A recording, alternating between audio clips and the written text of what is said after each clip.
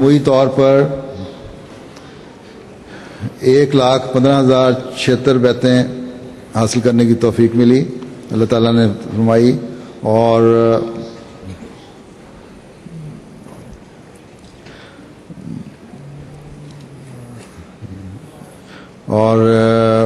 اس میں 41 اماموں نے احمدیت قبول کی اور 78 مقامات پر پہلی بار احمدیت کا نفوذ ہوا.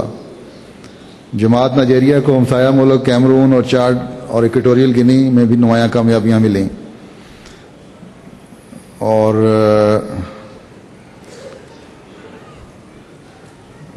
امسال ابوجا ملک کے دارالحکومت میں 1 لاکھ پاؤنڈ کے اخراجات سے انہوں نے 81 ایکڑ زمین خریدی ہے. اور مبلغ انچارج صاحب لکھتے ہیں کہ ہمارے ایک نومبائع داعی اللہ علی ہارون صاحب تبلیغ کے لیے بہت جوش رکھتے ہیں. انکپا شہر کے رہنے والے ہیں. انہیں پورے شہر میں جماعت کا نمائندہ سمجھا جاتا ہے. اپریل میں جب اس شہر اور اسٹیٹ کے امیر ملک سے باہر گئے ہوئے تھے تو یہاں کے مختلف علماء نے موقع پا کر جماعت کی مخالفت شروع کر دی. جماعت کے مولم صاحب کو ڈرایا دھمکایا کہ یہ علاقہ چھوڑ جائیں، اور سب معززین اور علماء اکٹھے ہوئے اور انہوں نے ایک دن کو پکڑ لیا کہ یا تو اعلان کرو کہ تم ہمارے ساتھ ہو یا جماعت احمدیہ کے ساتھ ہو، آج فیصلہ ہوگا. تو علی ہارون صاحب چند لمحے خاموش رہے، پھر سب کے سامنے تشہد اور سورہ فاتحہ پڑھ کر اعلان کیا کہ جماعت احمدیہ سچی جماعت ہے، حضرت امام مہدی علیہ السلام خدا کی طرف سے ہیں اور میں جماعت احمدیہ کے ساتھ ہوں اور رہوں گا.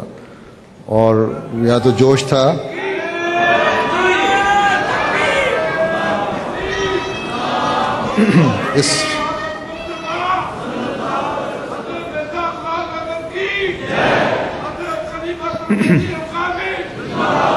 یہ بات سن کر ان کی وہ مولویوں کا جو جوش تو تھا، پتہ نہیں اللہ میاں کا ایسا تصرف ہوا کہ سب وہیں ٹھنڈا ہو گیا. اور اس کے بعد اللہ کے فضل سے وہاں ہزاروں کی تعداد میں بیعتیں ہوئی ہیں.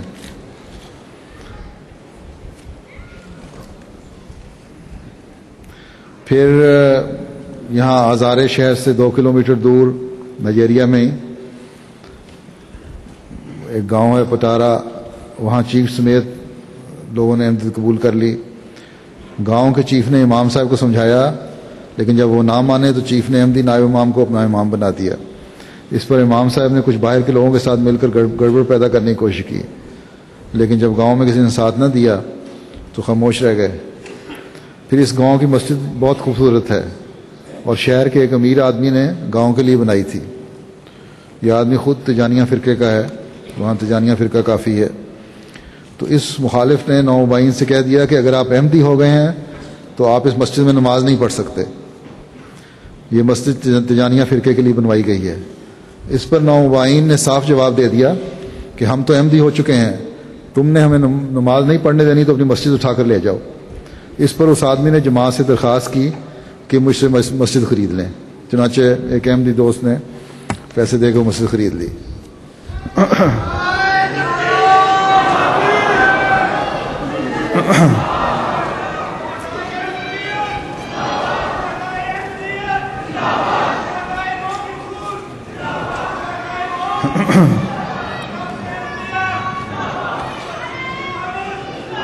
اس سال جماعت احمدیہ گانا کو 1,03,800 بیعتیں کرانے کی توفیق ملی ہے. اور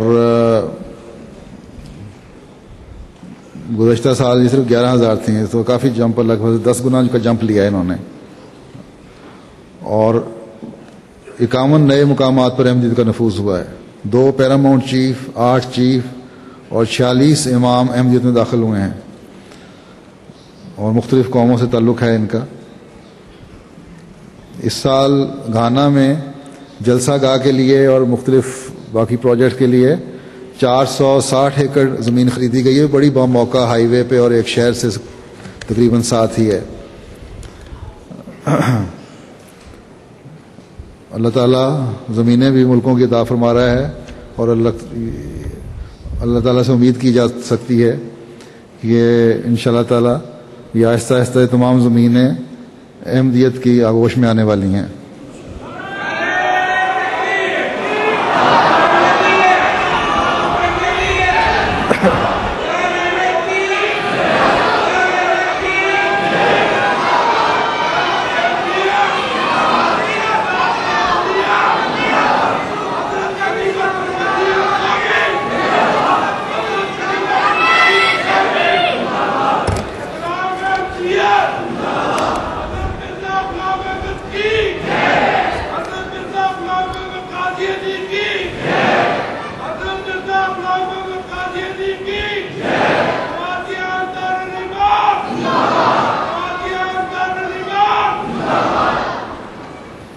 گانا میں غیر احمدیوں کے ایک استاد جلسہ سالانہ میں شریک ہوئے.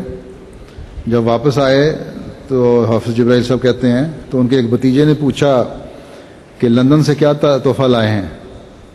انہوں نے جواب دیا کہ یہ کتاب ہے القول السری. یہ بھتیجا ایک عالم دین تھا. انہوں نے کتاب لی اور پڑھ کر کہنے لگے کہ کتاب ہے سے تو یہی نتیجہ نکلتا ہے کہ احمدیت سچی ہے اور اس میں شامل ہونا ضروری ہے. اس پر امام صاحب نے کہا کہ بے شک شامل ہو جاؤ. اس بھتیجے نے احمدیت قبول کر لی اور اعلیٰ تعلیم حاصل کرنے کے لیے سعودی عرب چلے گئے. حج کے موقع پر گانا کے کچھ احمدی بھی سعودی عرب گئے تھے. یہ صاحب احمدیوں سے ملے اور ان کو احمدی احباب کو پہلے نہیں جانتے تھے. وہ انہوں نے ان سے پوچھا کہ کیا آپ احمدی ہیں؟ تو احمدی جو تھے گانا سے گئے ہوئے انہوں نے اس سے پوچھا کہ آپ بڑے حیران ہو کر کہ آپ کو کس طرح پتہ لگا کہ ہم احمدی ہیں. وہ دوست کہنے لگے کہ احمدی اپنی نمازوں سے پہچانے جاتے ہیں. بس یہ ہے تو امتیاز احمدی کا جو ہر جگہ اور ہر وقت ہونا چاہیے.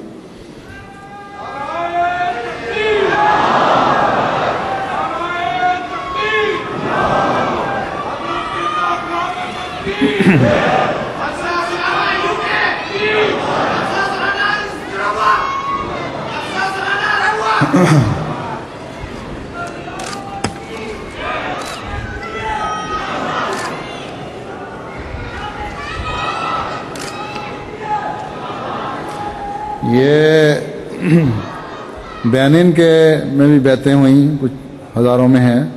بینن کے امیر صاحب کہتے ہیں کہ ان کے چیف, نیشنل چیف اور ملٹری پولیس جو تھے گزشتہ کچھ ماہ سے زیر تبلیغ تھے اور کہتے ہیں کہ مجھے لکھا کہ آپ کو بھی دعا کے لیے لکھتا رہا, خود بھی دعا میں مصروف رہا. ان کو 9 جولائی کو مشن ہاؤس آنے کی دعوت دی تو ان کے لیے میں تیاری کر رہا تھا اور ایم ٹی اے روٹین کے مطابق چل رہا تھا. تو میں نے دیکھا ایم ٹی اے پر دعا میں یہ کر رہا تھا کہ کوئی ایسا موقع پیدا ہو جائے کہ ان کا سینہ ایمان کے لیے اللہ تعالیٰ کھول دے. تو کہتے ہیں میں نے دیکھا کہ اچانک ایم ٹی اے پر انڈونیشین سروس میں کہ دیکھا کہ کس طرح سرکاری اہلکار جو تھے جماعت کے کلمے والا بورڈ جو تھا اکھاڑ رہے ہیں اور آریوں سے کاٹ رہے ہیں.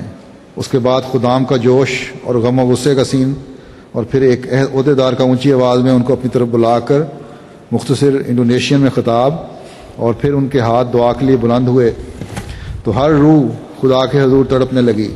چیخوں اور سسکیوں کے درمیان آمین آمین کی آواز بلند ہونے لگی. کہتے ہیں یہ سین میں نے ریکارڈ کر لیا اور جب آرمی چیف آئے تو انہوں نے سوال و جواب کا شروع کیا. پھر مجھے کہنے لگے کہ مجھے کوئی ایسی چیز بتائیں جو احمدیت نے ترہ امتیاز کے طور پر آپ کو دی ہو اور ہم مسلمانوں کے پاس نہ ہو. تو میں نے کہا ٹھیک ہے وہ میں آپ کو بتاتا ہوں, بلکہ دکھاتا ہوں. یہ خدائی تقدیر ہے کہ آپ کے آنے سے 8 گھنٹے پہلے یہ آ رہا تھا پروگرام. وہ پروگرام جو ریکارڈ کیا تھا کہتے ہیں میں نے ان کو دکھایا تو انہوں نے یہ سارا منظر دیکھا. جب دعا کا سین آیا تو ان کی آنکھیں پرنم ہو گئیں. میں نے ان سے کہا کہ یہ ہے ہمارا ترہ امتیاز جو ہمیں امام مہدی علیہ السلام کے ذریعہ اور خلافت کی برکت سے ملا ہے کہ ہم ہر حال میں اپنی غمی اور خوشی اپنے خدا کے وفادار میں غمی اور خوشی میں اپنے خدا کے وفادار ہیں اور کبھی قانون کو ہم ہاتھ میں نہیں لیتے اور ہمیشہ نظام جماعت کے ماتحت چلتے ہیں. اطاعت, فرما برداری اور قربانی کے اصولوں پر, سنہری اصولوں پر ہمیشہ کاربند رہتے ہیں اور یہ باتیں خلافت کے دامن سے بندے بغیر ممکن نہیں. انہوں نے کہا اگر یہ سب امام مہدی اور خلافت کی برکت ہیں تو میں کیوں نہ اپنے دامن میں بھروں, اور فوراً بیعت فارم طلب کیا اور سائن کر کے جماعت میں شامل ہو گئے. الحمدللہ.